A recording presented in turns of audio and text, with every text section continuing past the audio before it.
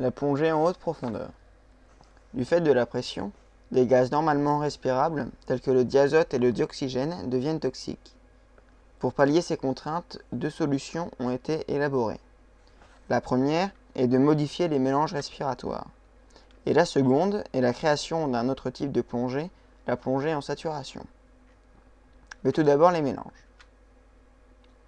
Des mélanges respiratoires sont élaborés à partir d'air sous pression et d'autres gaz tels que l'hélium ou le dihydrogène. La technique de ces mélanges par rapport à l'air comprimé a deux buts. Gagner en profondeur tout en limitant le risque. La composition de ces mélanges doit donc prendre en compte les différents seuils de toxicité des gaz.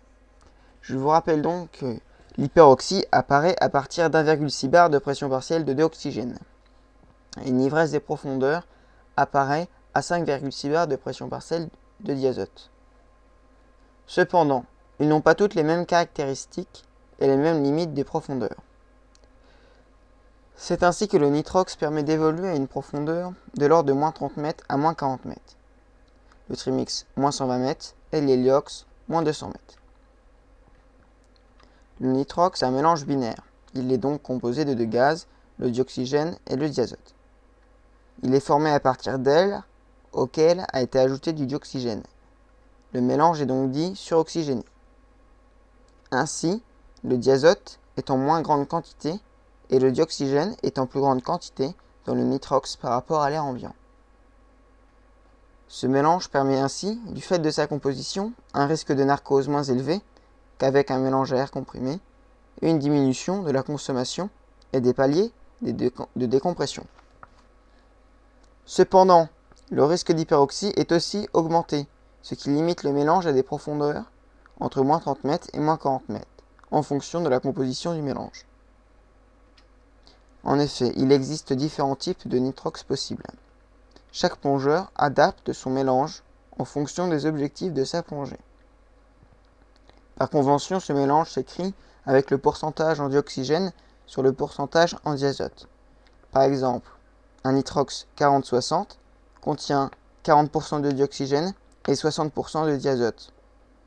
Ainsi, en augmentant le pourcentage de dioxygène, le plongeur diminue le risque de narcose, mais augmente le risque d'hyperoxie, ce qui réduit la profondeur d'utilisation du mélange. Pour une pression partielle de diazote d'environ 2 bars, nous atteignons moins 25 mètres avec un nitrox 40-60, moins 20 mètres avec un nitrox 36-64 et 32-68 et moins 15 mètres pour un mélange d'air comprimé. Ainsi, plus le pourcentage de diazote augmente, plus sa pression partielle augmente. Ceci accentue donc avec lui le risque de l'ivresse des profondeurs. Pour éviter ce risque, le nitrox 40-60 semble plus indiqué. Seulement, il est limité par le seuil de l'hyperoxie à 1,6 bar. En effet, cette limite est atteinte pour une pression absolue de 4 bars, soit moins 30 mètres, avec un 40-60. Tandis que pour l'air, cette limite est située à une pression absolue de 7,6 bars, soit moins 66 mètres. Le seuil de l'hyperoxie marque donc la limite d'utilisation du mélange.